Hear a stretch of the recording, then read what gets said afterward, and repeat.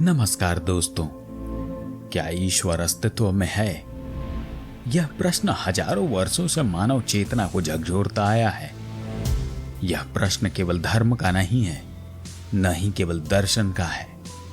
यह प्रश्न मनुष्य के अकेलेपन, भय, आशा और अर्थ की खोज से जुड़ा हुआ है। जब रात के अंधेरे में आकाश की ओर देखकर मन में सन्नाटा भर जाता है, जब जीवन में असहनीय पीड़ा आती है, या जब अचानक भीतर से गहरी शांति का अनुभव होता है, तब यह प्रश्न स्वतः उठता है, क्या यह ब्रह्मांड किसी चेतना सत्ता द्वारा रचा गया है, या फिर यह सभी एक अंधी यांत्रिक प्रक्रिया का परिणाम है? आज का यह विचार किसी निष्कर्ष को थोपने के लिए नहीं है, न ही किसी आस्था को आहत करने के लिए है। यह एक यात्रा है, विचारों, अनुभव और मौन की। तो आइए शुरू करते हैं। सबसे पहला प्रश्न यह उठता है कि ईश्वर की आखिर कल्पना क्यों जन्मी? प्राचीन मानव जब बिजली की गर्जना सुनता था, भूकंप से धरती को कांपते देखता था, या मृत्यु को अपने निकट पाता था, तब वह भयभीत हो उठता था। उस भय ने प्रश्न पैदा किया।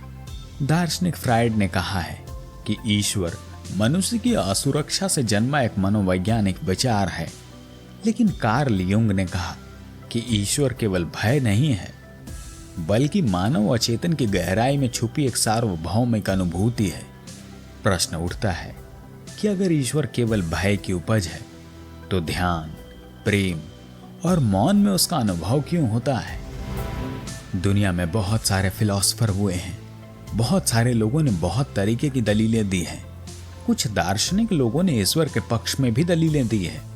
अरस्तु के बाद में थॉमस एक्विनस ने कहा था, हर प्रभाव का कोई कारण होता है। यदि ब्रह्मांड है तो उसका भी कोई कारण होना चाहिए। उस प्रथम कारण को ही ईश्वर कहा गया है। विलियम पेली ने घड़ी का उदाहरण दिया। अगर जंगल में घड़ी मिलती है तो हम मान लेते हैं कि कोई घड़ी साज है, तो फिर सटीक ब्रह्मांड का निर्माता क्यों नहीं? मनुष्य के भीतर जो सही गलत की जो गहरी अनुभूति है, वह कहां से आई? दार्शनिक इमैनुअल कांट ने कहा था कि नैतिक नियम का अस्तित्व किसी उच्च नैतिक सत्ता की ओर संकेत करता है। ये तो थे ईश्वर के पक्ष में दिए गए दार्शनिकों के विचार। अब आइए जानते हैं ईश्वर के विरोध में तार्किकों ने क्या कहा है। दुख और पीड़ा की जो समस्या है, उस पर बात करते हुए दार्शनिक कहते हैं, यदि ईश्वर सर्वशक्तिमान और करुणामय है, तो संसार में इतना दुख क्यों है? यूनानी दार्शनिक एपिक्यूरस ने यह प्रश्न उठाया था कि यदि ईश्वर दुख रोक सकता है और रोकता नहीं, तो वह करुणामय नहीं है।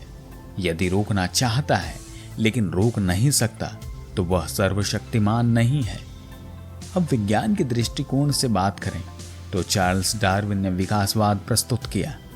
स्टीफन हॉकिंग ने कहा कि ब्रह्मांड को समझने के लिए ईश्वर की आवश्यकता नहीं है।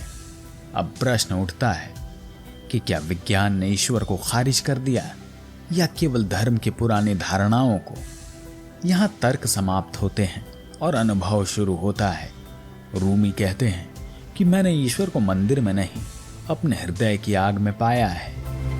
मीरा, कबीर, नानक, रामकृष्ण परमहंस, इन सभी ने ईश्वर को किसी सिद्धांत की तरह नहीं, बल्कि जीवित अनुभव की तरह जिया।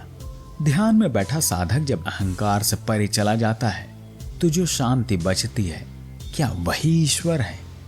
आज भी लोग कहते हैं कि दुर्घटना में बच जाना, अंतिम क्षणों के भीतर का प्रकाश, मृत्यु के निकट का अनुभव, या गहन प्रेम में विलय, क्या ये केवल मस्तिष्क की रासायनिक प्रक्रियाएं हैं, या चेतना का कोई गहरा आयाम?